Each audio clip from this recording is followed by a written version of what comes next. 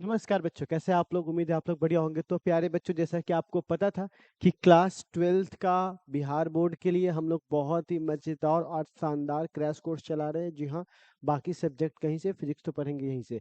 तो प्यारे बच्चों, मैं आपको फिजिक्स के लिए बहुत ही बेहतर सुंदर सुंदर कंटेंट मैं आपके लिए तैयार करके लाता हूँ, और मैं आपके सामने बहुत ही आसान शब्दों मुँह से परोसने की कोशिश करता हूँ। तो पिछला चैप्टर हम लोगों ने बहुत ही मज़ेदार पढ़ा, जिसमें 8 लेक्चर हम लोगों ने 8 हाँ 7 से 8 लेक्चर में हम लोगों ने इस चैप्टर को खत्म कर लिया।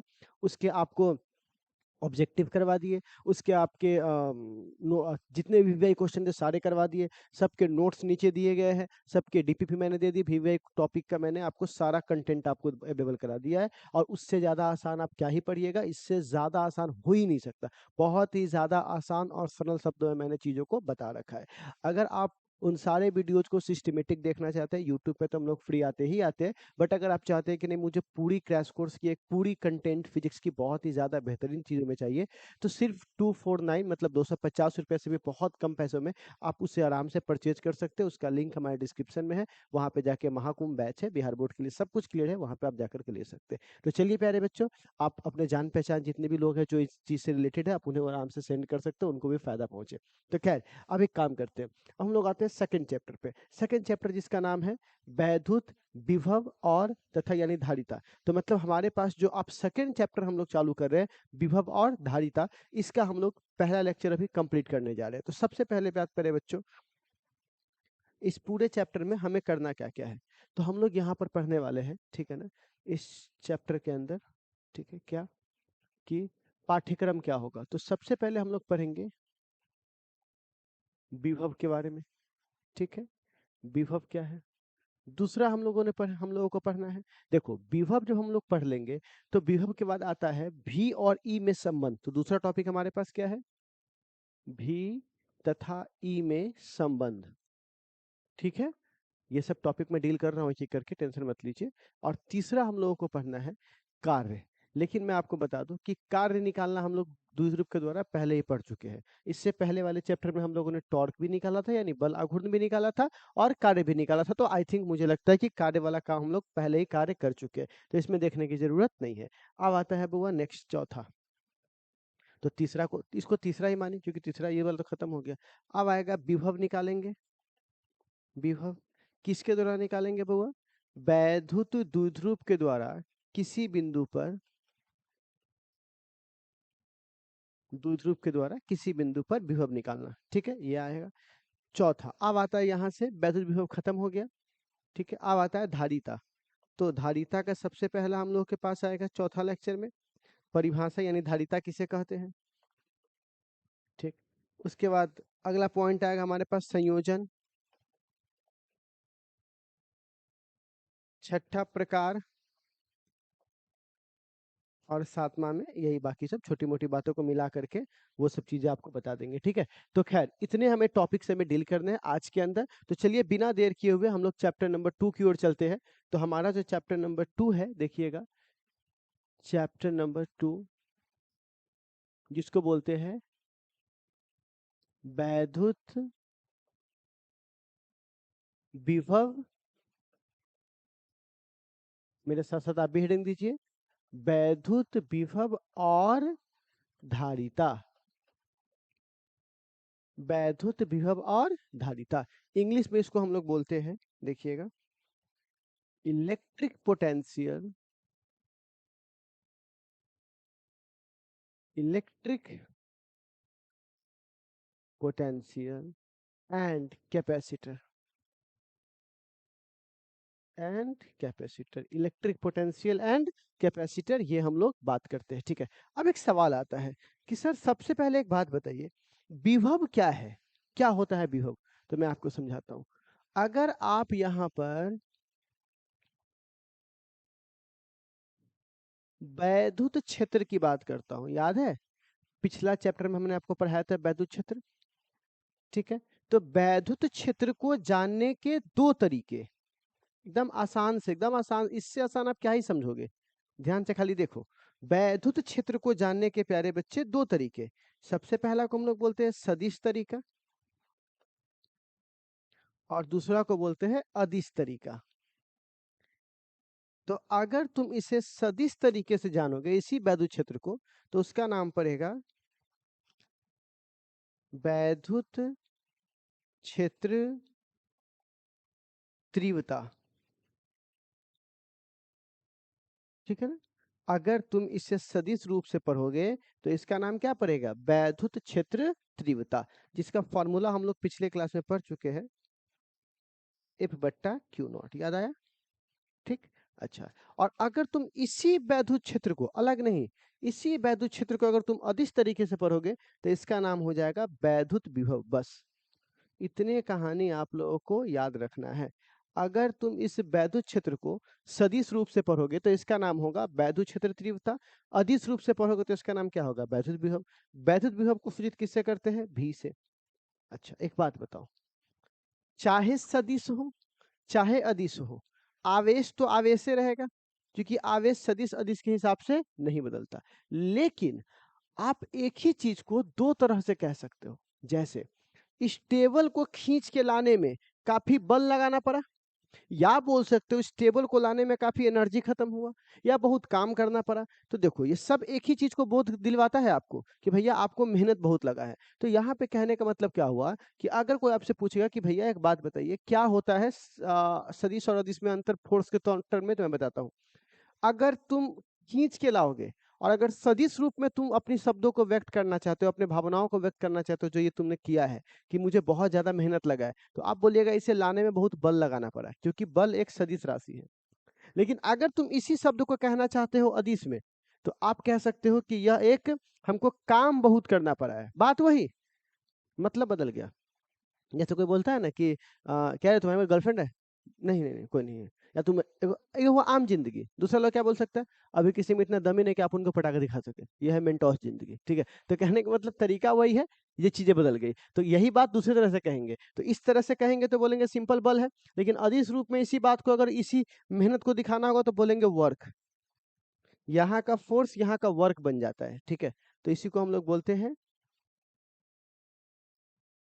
ठीक है। हाँ, तो अब सवाल है इसकी परिभाषा क्या था? इसकी परिभाषा था प्रति इकाई आवेश पे लगने वाला बल। तो यहाँ पे क्या बोलेंगे? प्रति इकाई परीक्षण आवेश पर किया जाने वाला कार्य क्या कहलाता है? वैद्युत विभव। हो गया। एक परिभाषा याद करोगे दोनों हो जाएगा। इसको क्या बोलते हैं? प्रति इकाई आवेश पे किए जाने वाला लगने वाला बल। इस पे क्या बोलेंगे? प्रति इकाई आवेश पे किए जाने वाला कार्य। ठीक है, तो कोई पूछेगा वैद्युत विभव क्या है, तो हम उसकी परिभाषा में कुछ ऐसे लिखेंगे, और यहाँ पे लिखेंगे वैद्युत विभव, जिसको डिनोट करते हैं भी से, और इसका जो इंग्लिश होता है वो होता है इलेक्ट्रिक पोटेंशियल। ठीक है, और रह गई बात कि सर ये क्वेश्चन आता है कि नहीं आता है, तो मैं यहाँ पे पहले ही लगा दूं डबल स्टार। ये क्वेश्चन बिल्कुल ही याद कर लीजिए, एकदम से एकदम याद कर लीजिएगा आप। ठीक है, तो चलिए प्यारे बच्चों, कोई पूछेगा क्या होता है वैद्युत विभव, तो आप तुरंत बोलिएगा इसका जो फॉर्मूला है, डिनोट किससे करते हैं? भी से। और क्या होता है? प्रति इकाई आवेश पर किए जाने वाला कार्य। आप कहिएगा अनंत से किसी बिंदु तक लाने में, तो वो सब प्रक्रिया हम बाद में देखेंगे, क्योंकि वो बहुत कॉम्प्लेक्स वगैरह चीजें हो जाएगी। मुझे आपको बहुत सिंपल और साधारण शब्दों में अपने चीजों को आप तक पहुंचाना है। ठीक है, तो लिखिए तो प्यारे बच्चों इसकी परिभाषा। ये आप एक बार लिख लीजिएगा हेडिंग बना करके, और इसके बाद ये समझाने के लिए था, अब यहाँ से लिखिएगा विभव। ठीक है, तो लिखिए, तो मैं समझा भी रहा हूँ, ये नहीं कि क्रैश कोर्स से भगाते, सबको एकदम क्लियर करके चल रहा हूँ। तो लिखिएगा प्रति इकाई आवेश पर किया जाने वाला कार्य, प्रति इकाई आवेश पर किया जाने वाला कार्य वैद्युत विभव कहलाता है। वैद्युत विभव कहलाता है। प्रति इकाई आवेश पर किया जाने वाला कार्य वैद्युत विभव कहलाता है। इसे भी द्वारा सूचित किया जाता है। पैराग्राफ चेंज करके लिखिएगा, इसे भी द्वारा सूचित किया जाता है। और भी बराबर क्या लिखिएगा? W upon. आप एक काम करो, इसको नोट कर लो और इस फॉर्मूला को लिखो, तब तक मैं पानी पी लेता हूँ। ठीक है, जल्दी से आप लोग नोट करो, नोट करो सब लोग।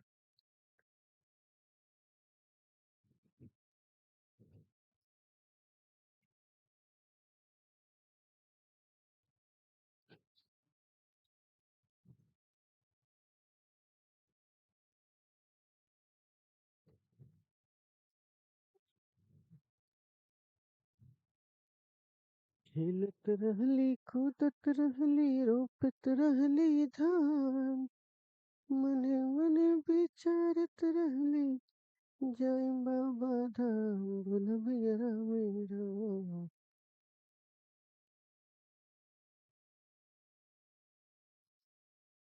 चलिए हो गया। हाँ, तो चलिए अब सबसे पहला पॉइंट, क्योंकि इतना पर ही तो नहीं छोड़ेंगे, इतना पे तो 2 नंबर देगा नहीं हमको, तो हमको लिखना पड़ेगा यह एक सदिश राशि है कि अदिश राशि? तो भैया इसकी स्थापना ही अदिश पर हुई है, तो लिखिएगा यह एक अदिश राशि है, यानी स्केलर क्वांटिटी। ठीक है, लिख लिए। दूसरा, अब कोई पूछेगा भैया इसका एसआई मात्रक क्या है, तो सुन लीजिए, एसआई मात्रक, तो आप बोलिए वर्क यानी कार्य, कार्य का होता है जूल और इसका होता है कूलम, तो जूल पर कूलम को एक शब्द में बोलेंगे वोल्ट। तो कोई पूछेगा बताओ तो बुआ वैद्युत विभव का एसआई मात्रक क्या होता है, तो आप क्या बोलिएगा वोल्ट। फिर से बोलिए वैद्युत विभव का एसआई मात्रक क्या होता है, तो आप क्या बोलिएगा वोल्ट। ठीक है, लिख लीजिए। ठीक है, आगे इसका होता है बीमा, तो बीमा कितना होता है, तो देखो वर्क, वो आपको बोले थे ना फोर्स और वर्क का याद होना चाहिए, पहले चैप्टर में फोर्स का बीमा एकदम आना चाहिए और दूसरे चैप्टर में वर्क का, तो वर्क का बीमा होता है, याद रख लो, ml² T⁻², एकदम याद रखना वरना पछताओगे। इसका याद रखिएगा ml² T⁻², और चार्ज का होता है AT, तो आप बताइए ये क्या हो जाएगा, ml²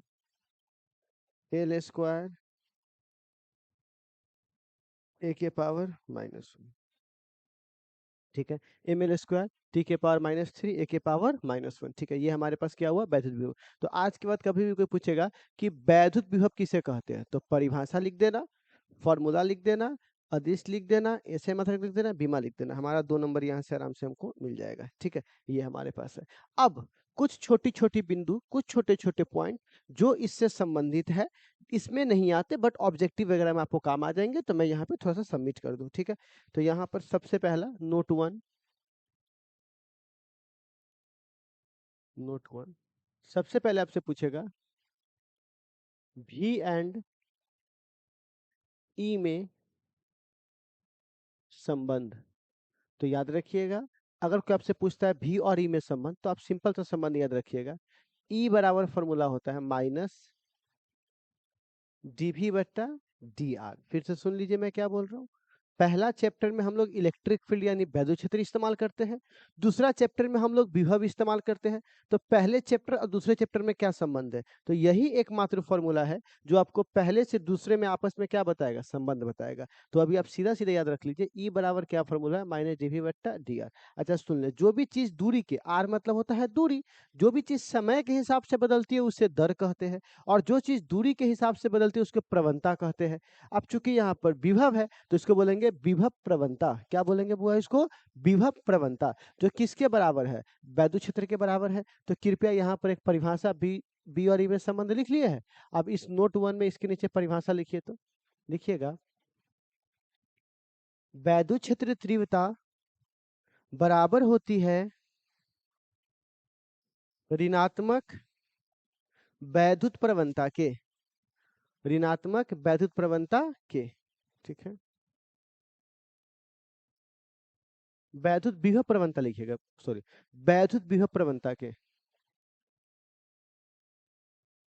विभव प्रवणता, तो विभव प्रवणता को किससे दिखाते हैं, dV/dr। अच्छा, कोई पूछेगा इसका मात्रक क्या है, मात्रक, तो यहाँ पर एक ऑब्जेक्टिव आपसे आएगा, सर इसका एसआई मात्रक क्या है, तो सुन लीजिएगा, ऊपर भी है, भी मतलब वोल्ट, और नीचे दूरी है, दूरी मतलब मात्रक यानी मीटर। तो आप बताइए वोल्ट बट्टा मीटर किसका मात्रक है, वैद्युत क्षेत्र का ही मात्रक होगा। तो एक ऑब्जेक्टिव अगर आपसे पूछेगा कि वैद्युत क्षेत्र का एक और ऐसा ही मात्रक क्या है, एक तो न्यूटन पर कूलम है और दूसरा का नाम क्या बोलेंगे, वोल्ट बट्टा मीटर, जो इसी के ना बराबर है। अच्छा सुन लीजिए, यह एक सदिश राशि है कि अदिश, तो एक बात बताइए, विभव एक अदिश राशि है, लेकिन विभव प्रवणता क्या है, सदिश राशि है, क्योंकि सदिश ही सदिश के बराबर हो सकता है। यानी कि विभव सदिश कैसे बन गया, विभव के साथ दूरी भी तो लगा हुआ है ना, तो ये दूरी उसको सदिश बना दिया है। समझ में आ रहा है, तो यहाँ पर कोई पूछेगा ये कौन सी राशि है, तो सदिश। कई बच्चे यहाँ पर ऑब्जेक्टिव गलत करके आ जाते हैं, बाद में हमको बोलते रहते हैं कि सर जी आप तो बोले थे विभव एक अदिश राशि है, बिल्कुल अदिश राशि है, लेकिन विभव प्रवणता क्या है, गुलाब एक गुलाब है, जामुन एक जामुन है, लेकिन जब दोनों को मिला दोगे तो गुलाब जामुन बन जाएगा, जो अलग ही टेस्ट आएगा। वही वाली बात इसके साथ भी है। ये विभव अलग है, दूरी अलग है, मिला दोगे अदिश सदिश बन जाएगा। तो याद रखिएगा, यहाँ पर 2 अलग-अलग चीज़ें मिलकर के एक होकर क्या बना दिया? सदिश बना दिया। तो ये वाला नोट 1 याद रखिएगा। अब आता है नोट 2। नोट 2, ठीक है? नोट 2 में अगर हमसे बोलेगा कि अ, बिंदु आवेश के द्वारा, किसके द्वारा? बिंदु आवेश के द्वारा द्वारा वैद्युत विभव का मान, किसका मान? वैद्युत विभव। तो देखिए इसे तो प्रूफ करना होता हमें, ठीक है? लेकिन चूंकि ये मेन कोर्स तो है नहीं कि अपना टाइम पास और आपका आप देखो, मेरे टाइम की जरूरत नहीं, हम तो 10 मिनट वीडियो बना लेंगे, बढ़ा लेंगे। लेकिन समस्या ये है कि मैं आपके दिमाग में ऐसी कोई चीज स्टोर करना ही नहीं चाहता जो स्टोरेज का आगे हमें एग्जाम में इस्तेमाल ना हो। इसीलिए अभी हमें क्या करना है, नॉलेज से ज्यादा कॉलेज के पीछे भागना है। तो अभी जो कॉलेज वाली पढ़ाई चल रही है, तो जब उसमें वो आएगा ना, तो यहाँ इसको लेने का कोई मतलब नहीं है। हाँ, लेकिन इसके रिजल्ट यूज आते रहेंगे। तो जो रिजल्ट है वो क्या है? तो V बराबर फॉर्मूला है आपका के क्यू। याद रखिएगा, क्यू में मॉड नहीं होना चाहिए। आप पहले मॉड क्यों लगाते थे? क्योंकि वहां पे डायरेक्शन एंगल वेंगल लेके आता था, यहाँ पे तो एंगल है नहीं, तो जैसा साइन के साथ रहेगा वैसा ही छोड़ देंगे, ठीक है ना? और बट्टा बीच की दूरी आर, नॉट आर स्क्वायर। तो कोई अगर आपसे पूछेगा कि भैया भी बराबर क्या फॉर्मूला होता है, तो आप तुरंत उसको बोलिएगा कि भैया भी बराबर के की जगह और कितना लिख सकते हैं? 1/4 pi epsilon naught Q upon R. अगर कोई पूछेगा कि सर इसका एसआई मात्रक में एयर के लिए क्या लिखेंगे, तो 10 × 9 × 10 के पावर 9 के का मान होता है, और क्यू बट्टे आर। ये हमारा आया वैद्युत विभव एक सिंगल के लिए। किसके लिए आया हुआ? सिंगल के लिए। तो आज के बाद याद रखिएगा कि बिंदु आवेश के द्वारा अगर कोई पूछेगा वैद्युत विभव का मान किसी दूरी पर कितना होता है, तो आप बोलेंगे के क्यू बट्टे आर। अब कोई पूछेगा कि दूरी के साथ, चार्ज के साथ क्या संबंध है? क्यू। कोई पूछेगा दूरी के साथ क्या संबंध है, तो 1/r। और 1/r का ग्राफ तो सब जानता है, ये भी है, तो 1/r के ग्राफ हो गया ये, ठीक है? मतलब एक बढ़ेगा तो एक घटेगा, तो ये इसके साथ है। ये ऑब्जेक्टिव वगैरह पूछ देता है कभी कभी। खैर, ऑब्जेक्टिव के लिए तो हम आते ही है ना, तो आप बस इतना इतना टेंशन लो कि उधर वाला विभव याद कर लो, एक दो पॉइंट याद कर लीजिएगा, हो गया। तो ये हमारा क्या हो गया? विभव। अगर मान के चलिए नोट 3 हमसे बहुत के द्वारा पूछा, एक आवेश के द्वारा ना पूछकर बहुल आवेशों के द्वारा पूछा। बहुल, बहुल मतलब बहुत सारा। बहुल आवेशों के द्वारा, किसके द्वारा? बहुल आवेशों के द्वारा। तो अगर प्यारे बच्चों ये बहुल आवेशों के द्वारा पूछा, तो भी बराबर लिखेंगे V1, मतलब जितना भी रहेगा उसको हम अदिश तरीके से जोड़ दें, क्योंकि अदिश राशि है ना, तो सिंपल जोड़ जोड़ देंगे। इसी को हम लोग क्या बोलते हैं? बहुल यानी अध्यारोपण का सिद्धांत। तो आई थिंक हम लोगों ने विभव की ये कहानी अच्छे से देख ली है। विभव में आप कोई दिक्कत नहीं है। हमारा 2 नंबरी वाली सारी कहानी खत्म हो चुकी है विभव का। अब इससे अधिक आपको देखने का कोई सब ऊर्जा। तो चलो एक काम करो, इतना है तो ऊर्जा भी लिख लो नोट 3 में, नोट 4 में लिख लो विभव ऊर्जा, वैद्युत विभव ऊर्जा, पोटेंशियल एनर्जी।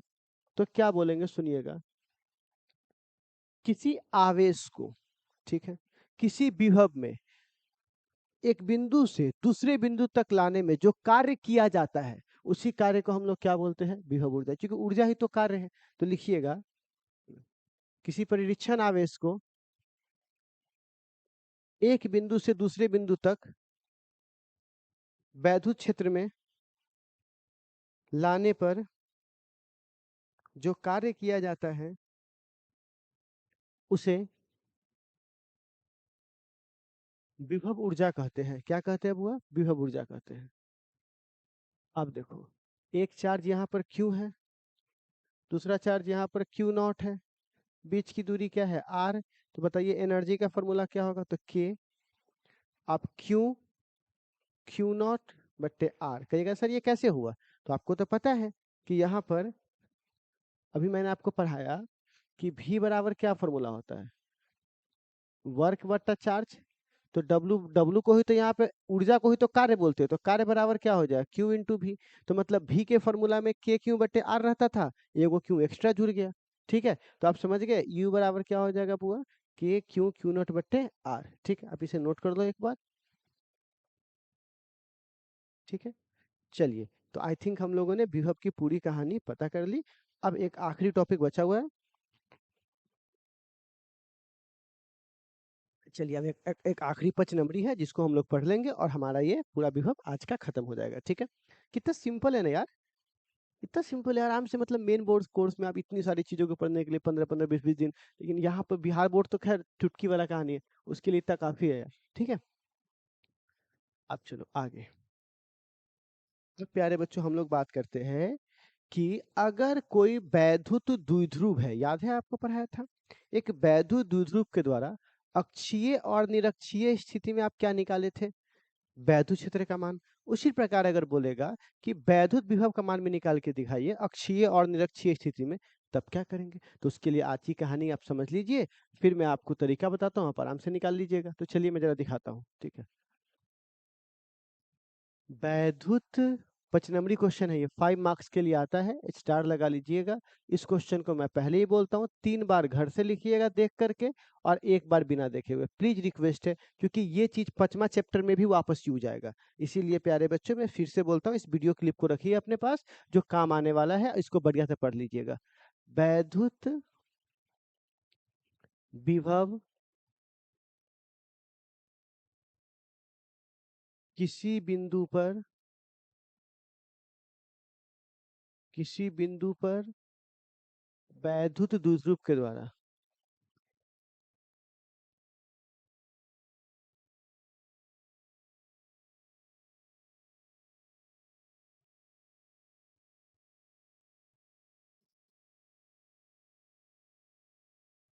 वैद्युत विभव किसी बिंदु पर वैद्युत द्विध्रुव के द्वारा, ठीक है? देखिए अब यहाँ ध्यान से देखिएगा। तो सबसे पहले हम एक काम करेंगे बुआ, पहले तो एक विभव, एक द्विध्रुव बनाएंगे, ठीक है? तो ये हमारा एक द्विध्रुव बन गया, 5 नंबरी क्वेश्चन है। एक का नाम ए रख दूं, दूसरे का नाम बी रख दूं, ठीक? यहाँ पे ओ है, और इसकी जो चार्ज है वो क्यू है, माइनस क्यू, इसकी प्लस क्यू। इसके बीच की दूरी प्यारे बच्चों ए होगा, और इसके बीच की दूरी भी क्या होगा प्यारे बच्चों? ए होगा, ठीक है? बताओ क्या इतना समझने में कोई दिक्कत? क्योंकि द्विध्रुव है तो 2 गो आवेश होगा, 2 गो आवेश के बाद बीच की दूरी 2a होगी, तो मैंने 2a को आधा आधा बांट दिया, एक का माइनस क्यों होगा, एक का प्लस क्यों होगा। अब ये कह रहा है किसी बिंदु पर, ठीक है ना, याद रखिएगा ये ध्यान से, क्या बोल रहा है? ये कह रहा है यहाँ पर, ये कह रहा है कि द्विध्रुव के किसी बिंदु पर, तो हम मान के चलो कि एक बिंदु ये चुनते हैं, हम एक बिंदु ये चुनते हैं जो कि ना अक्षीय पर है ना निरक्षीय पर है, ठीक है? जो यहाँ से कितना दूरी पर है? तो ये r दूरी पर है, और कितना कोण बनाकर है? तो थीटा। क्योंकि पहले तो ये फिक्स रहता था कि 90 डिग्री होगा तो इक्वेटोरियल, मतलब निरक्षीय, और 0 डिग्री होगा तो अक्षीय, लेकिन अभी तो बोल रहा है किसी बिंदु पर। तो किसी बिंदु पर तो थीटा अभी क्या मान लेंगे? थीटा को नॉर्मल एंगल मान लो, थीटा। बाद में एंगल रख रख के हम चेक कर लेंगे, ठीक है? तो अभी मैंने क्या माना है? थीटा, और वो बिंदु क्या चुना है मैंने? पी। तो क्या करना है, एक द्विध्रुव है जिससे r दूरी पर थीटा एंगल बनाते हुए क्या है? एक बिंदु है, ठीक है? उस बिंदु पर हमको विभव निकालना है। क्या निकालना है? विभव। बहुत सिंपल है, इससे सिंपल आपको क्या बताए? 5 नंबरी में इतनी बात आप लोग कर सकते हैं? बोलेगा हाँ सर इतना तो सिंपल है, तो मैं बना सकता हूँ। 2 मिनट का टाइम दीजिए, 4-5 बार खींचूंगा, अपने समझ में आ जाएगा कि हाँ कैसे बनाना है। अब कितने आवेश हैं? तो बोलिएगा सर 2 आवेश है, 5 नंबरी क्वेश्चन है, फिर से बोल रहा हूँ इस चैप्टर का। तो कितने आवेश हैं? 2 आवेश है। कितने विभव लगने चाहिए? 2। 2 आवेश 2 विभव, 2 आवेश 2 विभव, दोनों को क्या करेंगे? जोड़ देंगे। सदिश या अदिश? तो बोलेगा सर अदिश, सिंपल जोड़, चुकी अदिश राशि है। बिल्कुल हो गया, 5 नंबरी बन गया। एक बिंदु कितने आवेश? 2। कितने विभव? 2। दोनों को क्या करेंगे? जोड़ देंगे, हो गया, क्योंकि एक ही बिंदु पे दोनों लग रहा है। फिर से बोलिए, कितने आवेश? 2। कितने विभव? 2। दोनों को क्या करेंगे? जोड़ देंगे। कौन सी विधि से? अदिश विधि से, हो गया। अब आप बताओ, इससे सिंपल कोई आपको क्या बता सकता है? बताओ, 5 नंबरी प्रूफ हो गया आपका, बस। ठीक है, कोई भी फिजिक्स पढ़ लेगा सर, नहीं बाबू, एक्सपीरियंस मैटर करता है बेटा, बात समझो बात को, ठीक है? तो क्या है, अब इसको कैसे बनाएंगे? तो बहुत सिंपल है, बन के रेडी हो गया हमारा। तो ये ए वाला ऐसे लगाएगा, तो यहाँ पर मैं क्या बोलूंगा? भी ए, तो क्या बोलूंगा यहाँ पर? भी ए को, ठीक है ना। वैद्युत विभव, वैद्युत विभव P बिंदु पर, P बिंदु पर माइनस क्यू आवेश के द्वारा,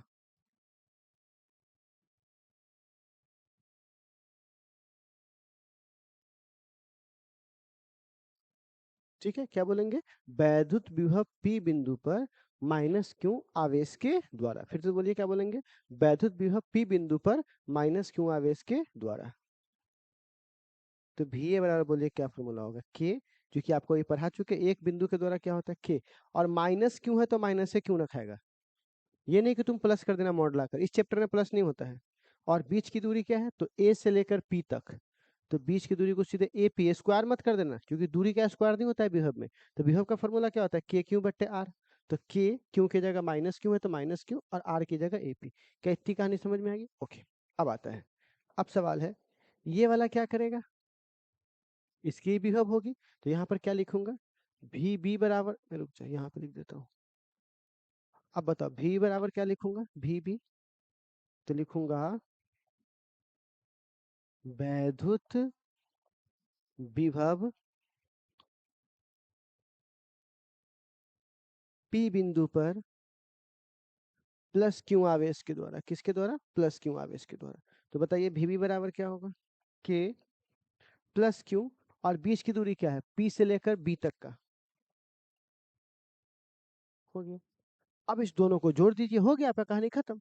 पहले के द्वारा विभव, दूसरे के द्वारा विभव, अब जोड़ दीजिए, दोनों का वैल्यू आ गया, कहानी खत्म हो गया। बोलिएगा सर अगर ये इतना आसान है तो फिर 5 नंबर, हाँ थोड़ा सा इसमें आप क्या आता है, आपको 10वां का चीज आना चाहिए, जिसको बोलते हैं पाइथागोरस प्रमेय। अगर आपको पाइथागोरस प्रमेय की थोड़ी मोड़ी कहानी आती है तो सीख जाओगे, नहीं तो मैं बताता हूँ, यहाँ सीख लीजिए। तो बताइए क्या इसका कॉन्सेप्ट कितना क्लियर है, इसमें कोई दिक्कत है, कॉन्सेप्ट बहुत सिंपल है कि नहीं है, क्या है इसका कॉन्सेप्ट, दो चार्ज दो विभव, दोनों क्या करेंगे, जोड़ देंगे। लेकिन अब एपी और पीबी ये थोड़ा सा अननोन क्वांटिटी है, तो इसको कैसे नोन करेंगे, आप ध्यान से देखिए। हमको अभी किसका मान निकालना है, एपी का। सबसे पहले अगर हमको एपी का मान आ गया और पी बीपी का मान आ गया, तो हम इस दोनों के मान को उठाकर यहाँ रख देंगे और हमारा विभव प्रूफ हो जाएगा। तो कैसे रखेंगे मान को उठाकर, तो अभी बताता हूँ प्यारे बच्चों।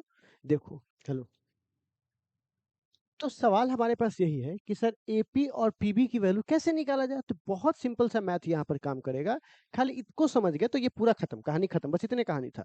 तो क्या करेंगे, ये आर था, अगर मैं इसको थोड़ा सा आगे बढ़ाऊं, ठीक है, इसको ओ बिंदु बोलते हैं, ओ को आगे बढ़ाऊं, कितना आगे बढ़ाना, इतना आगे बढ़ाइए कि यहाँ से आने वाली रेखा इसको 90 डिग्री पे काट दे। फिर से मैं बोलता हूँ, इसको इतना आगे बढ़ाइए कि यहाँ से आने वाली रेखा इसे 90 डिग्री पे काट दे। क्यों? क्योंकि ये रेखा छोटी है और ये रेखा क्या है, बड़ी है। तो इस छोटे रेखा को बड़े के बराबर होने के लिए थोड़ा तो आगे बढ़ना पड़ेगा। तो इसको बोलते हैं हम लोग सी पॉइंट, मान लीजिए। तो यहाँ पे कोई पूछेगा एपी बराबर क्या होता है, तो क्या बोलिएगा, ठीक है ना, ओसी रेखा पर, ओसी रेखा पर एसी लंब रेखा खींचा गया, खींचा गया। तब यहाँ पर क्या देखा जाएगा, एपी जो है वो बराबर हो जाता है पीसी के, ठीक है। एपी किसके बराबर हो जाता है, पीसी के। तो जब एपी पीसी के बराबर होगा तो क्या हम लोग लिख सकते हैं क्या, पीसी को PO plus OC, PO plus OC. अब बताइए पीओ की वैल्यू क्या है, तो आर, और ओसी की वैल्यू क्या है, तो ओसी की वैल्यू निकालनी होगी। कैसे निकालनी होगी, तो बताता हूँ, जरा पर ध्यान ध्यान से देखना। देखो ये वाला जो है मैं इसको यहाँ बनाता हूँ, ठीक है। अब देखो क्या, यहाँ बना देता हूँ ताकि आपको एग्जाम में भी सुविधा रहे, ऐसे, ऐसे और ऐसे। तो अब बताइए ए ओ सी, थीटा, ये थीटा, तो ये भी क्या है थीटा, और ये क्या है 90 डिग्री, 90 डिग्री। ये क्या है, ए है। तो आप बताइए ये ओसी बराबर क्या हो जाएगा, तो यहाँ पे बोलेंगे कॉस थीटा, क्योंकि पता है ना थीटा के सामने वाला लंब होता है, और 90 के सामने वाला कर्ण, और इसके सामने वाला आधार। तो बताइए, तो एक बात बताइए, तो इसके सामने वाला कर्ण कौन है, ये, और इसका आधार कौन है, ये, क्योंकि थीटा के सामने वाला क्या है, लंब है। तो आप बताइए इसका हो जाएगा बउआ, देखिएगा ओसी इसका आधार हो जाएगा, आधार, सामने वाला लंब और 90 के सामने वाला कर्ण और बट्टा। अब बताइए कर्ण कितना है, तो ए। तो अब बताइए, तो हमको ओसी निकालना है, तो ओसी बराबर क्या लिखेंगे, ओ ए कॉस थीटा। ओ ए का मान ए होता है, ओ ए का मान ए है, तो कितना हो जाएगा, ए कॉस थीटा। तो आप बताइए तब हुआ ओसी का मान क्या हो जाएगा, तो ए कॉस थीटा। ठीक है, तो हमारा एपी का मान निकल गया। ठीक है, अब इसी प्रकार एक बार अगर एपी का मान निकल गया, एक बार हमने एपी का मान निकाल लिया, ठीक है, तो अब बारी है किसका मान निकालने का, इसका, पीसी का। तो हमको एक बात बताइए, ध्यान से देखिएगा, अगर ये यहाँ पर ये थीटा है, अब सोचिए ये जो है भैया, इसको तुमने बड़ा किया तो ये मिला, और अगर इसको छोटा करोगे तब ना ये इसके बराबर आएगा, तो कितना छोटा करेंगे, तो यहाँ से एक लंबवत रेखा खींचो। कौन सा रेखा, लंबवत। तो जब लंबवत खींचोगे तो ये डी कहलाएगा, डी। क्योंकि ये बड़ा है और ये छोटा है, और हमको इस छोटा को बराबर करना, तो इसको थोड़ा सा काटना पड़ेगा। काटने के लिए कितना काटेंगे, तो यहाँ से एक रेखा खींचिए जहाँ पे लंबवत मिल जाइए। तो अगर लंबवत मिल जाएगा तो यहाँ पर फिर बोलेंगे, ठीक है ना, कि बी डी लंबवत रेखा ओडी पर डाला गया। ठीक है, तब जाकर हमने क्या पाया कि पीडी जो है वो लगभग लगभग बराबर है किसके, पीबी के। ठीक, पीडी ये दूरी बराबर है इस दूरी के, तो पीडी की वैल्यू कितनी है, तो पीडी की वैल्यू है यहाँ पर देखिएगा, पीडी की जो वैल्यू है वो कितनी है, तो टोटल दूरी में से अगर इतना दूरी घटा दे तो टोटल को क्या बोलते हैं, पीओ, और इतना हो क्या बोलते हैं, ओडी। तो इतना दूरी घटा दे तो उसी को क्या बोलते हैं, पीबी। तो अब बताइए बुआ, पीडी हो गया, पीओ का मान कितना है, तो पीओ का मान आर है, टोटल वैल्यू आ रहा है, घटाएंगे कितना, ओडी। अब ओडी का मान कितना होगा, तो ओडी का मान निकालने के लिए फिर से ये वाला ट्रायंगल खींचिए, ये ये ये। तो आप बताइए ये ट्रायंगल क्या है, ओ, ये ट्रायंगल क्या है, डी, और ये ट्रायंगल क्या है, बी। 5 नंबरी क्वेश्चन है, ध्यान से देखना। ये हमारे पास थीटा हो गया और ये 90 हो गया, तो हमें तो चाहिए कॉस थीटा। तो कॉस थीटा बराबर क्या होता है, आधार बट्टे कर्ण। तो ये वाला तो आधार हो नहीं सकता क्योंकि ये थीटा के सामने, ये भी नहीं हो सकता, ये होगा पीओ, और इसका क्या, इसको क्या बोलेंगे बुआ, ओ बी। तो आप बताइए पीओ बराबर क्या होगा, तो पीओ बराबर होगा बुआ, नहीं नहीं, उल्टा लिखा गया क्या भाई, थीटा के सामने वाला लंब, 90 के सामने वाला कर्ण, जो बच गया आधार, तो ओडी। तो यहाँ पे ओडी ना होना चाहिए,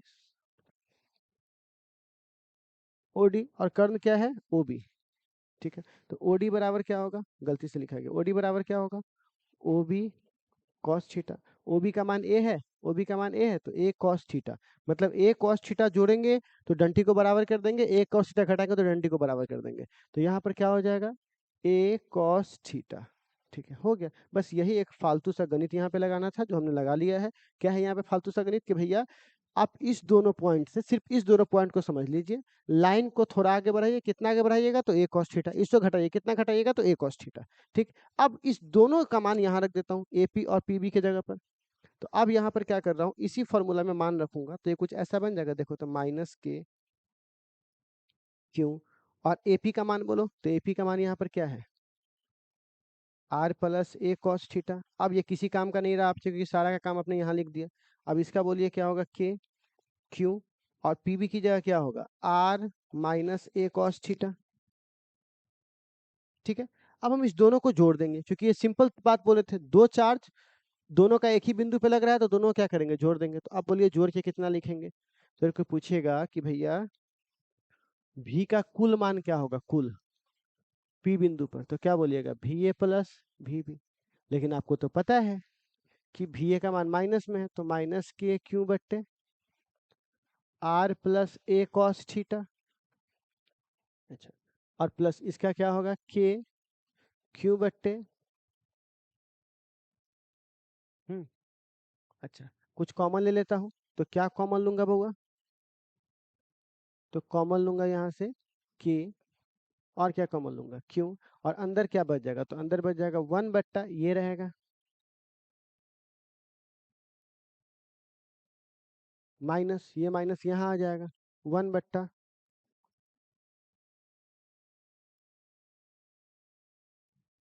अब बताओ के क्यू। बट्टा पर का जोड़ कीजिए। तो बट्टा पर का जोड़ कीजिएगा तो सिंपल हो जाएगा a minus A cos theta,